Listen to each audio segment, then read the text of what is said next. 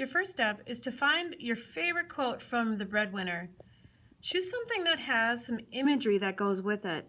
Maybe it's a quote about an object, or a quote that makes you think of something in your head, gets a picture in your head when you read it. Next, you're going to do some planning. I've put together some planning sheets.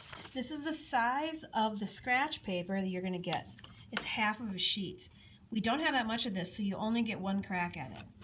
On these planning sheets, you can design different layouts for your quote and then some illustrations. You can even use this line around the edge to create a border. On this one, I started to write my quote around the edge.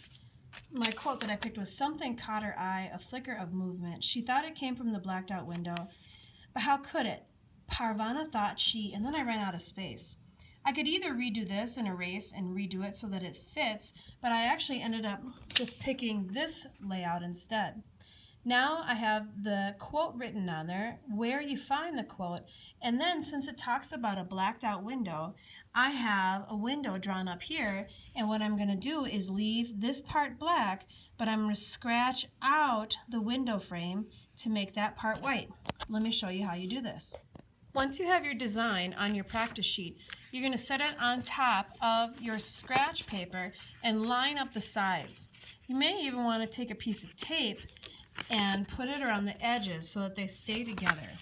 The next thing you're going to do is just trace over your really neat handwriting and your image, and if you push hard enough,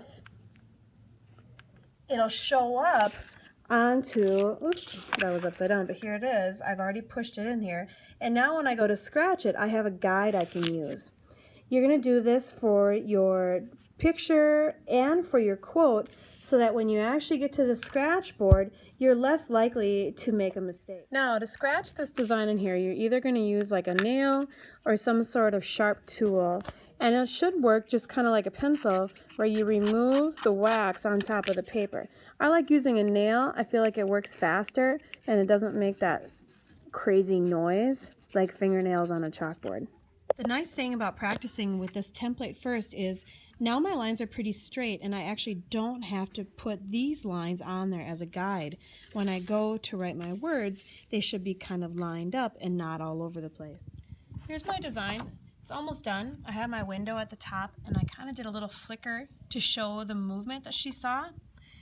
And I guess I picked this quote because for me it seemed like a turning point in the book when she started to make a connection with the girl in the window.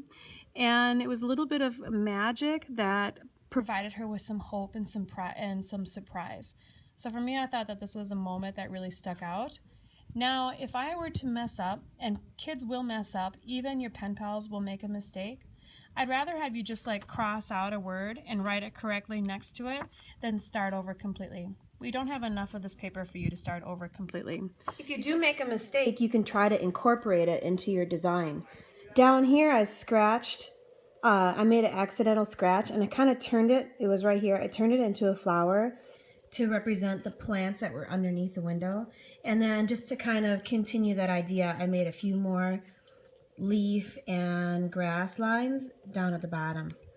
Your last step, of course, is going to be to put your name in the bottom right-hand corner, as artists do, to say that they're finished and say who created it. Okay, hope you guys have a fun time with this project.